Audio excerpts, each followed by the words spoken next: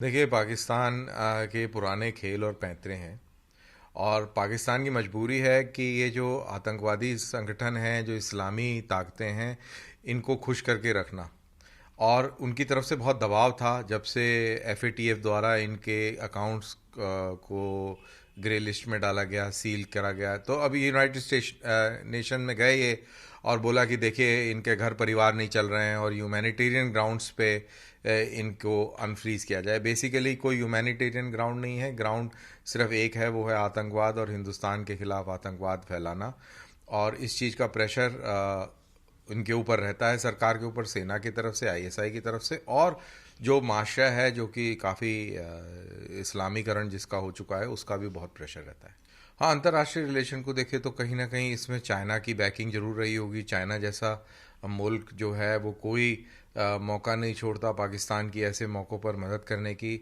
और ये हमें नहीं भूलना चाहिए कि पाकिस्तान और चाइना ये वो मुल्क हैं जो दलाई लामा को आतंकवादी मानते हैं और मसूद अज़हर को मसीहा मानते हैं, और फलाह इंसानियत को एक ह्यूमैनिटेरियन एक फोर्स मानते हैं, जबकि हकीकत बिल्कुल विपरीत है। हाँ, किस तरह से देखते हैं इस स्टेटमेंट हाँ, को? बिल्कुल सही शरद पवार ने कहा है, और शरद पवार से पहले कई लोगों ने कहा है। आपको याद होगा जॉर्ज फर्नांडिस, जो कि अटल बिहारी वाजपेयी के ज़माने में रक्षा मंत्री थे, उन्होंने भी कहा था कि हिंदुस्तान का नंबर वन एनिमी चाइना है, पाकिस्तान नहीं है।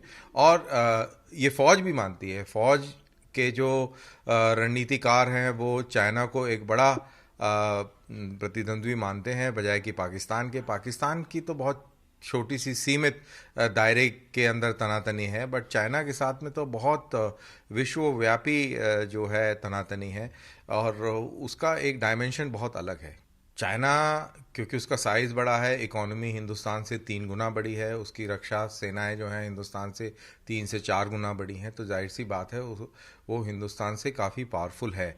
लेकिन साथ ही साथ चाइना की समस्याएं भी ज़्यादा हैं, चाइना की दुश्मनी भी लोगों के साथ में ज़्यादा है, लैंड बॉर्डर्स भी ज़्यादा हैं। तो जब हिंदुस्तान के परिप्रेक्ष्य में देखें तो हिंदुस्तान उसके बराबर पड़ता है, कम किसी हालत में नहीं पड़ता है। और जैसा आपने बताया कि समुद्री सीमा के अंदर भी प्रतिस्पर्धा है, समुद्री सीमा के अंदर भी चाइना की महत्वाकांक्षाएं हैं, और हमारे मित्र देश भी हैं समुद्री इलाकों में, जो कि हमारे को देखते हैं मदद के तौर पर, और अपनी टेरिटरी को बचाने के लिए हिंदुस्तान की तरफ देखते हैं।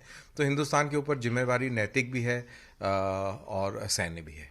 सी, let's try and understand that Jamatul Dawa, Masood Azhar, and all these people, they are Islamists. They have got very strong backing of Islamist society that Pakistan has converted itself into. There is huge pressure on the government from their side. Then there is a pressure from the military and the ISI to work forward and ensure that these accounts are unfrozen. These accounts were frozen when there was a lot of FATF pressure on Pakistani government, and they wanted to show that they are doing some work against the terror organization. But now it is not so. Now that pressure is off till next year, so they want to get these Islamists onto their side and revive their activities. So in that context, Pakistan has gone ahead and got this revoked in on humanitarian grounds, suggesting that these were personal accounts and they want expenses to run their families. In fact, what Mr. Sharad Pawar has said is absolutely right. If you recall, during the Vajpayee time, George Fernandez was the defense minister, and he had said that China is number one enemy of India and not Pakistan. And likewise, a lot of strategic thinkers in India, they have said that Chinese are the biggest threat to India, because the dimensions of threat from China are far more than what Pakistan is offering. The dimensions of threat from China are right from space to land to air to sea, and they stretch right from the Karakoram Pass right up to South China Sea and Shinkaku Islands south of Japan. So the arc is very wide. The threats are very potent. So China is a very, very major threat when it is compared to Pakistan.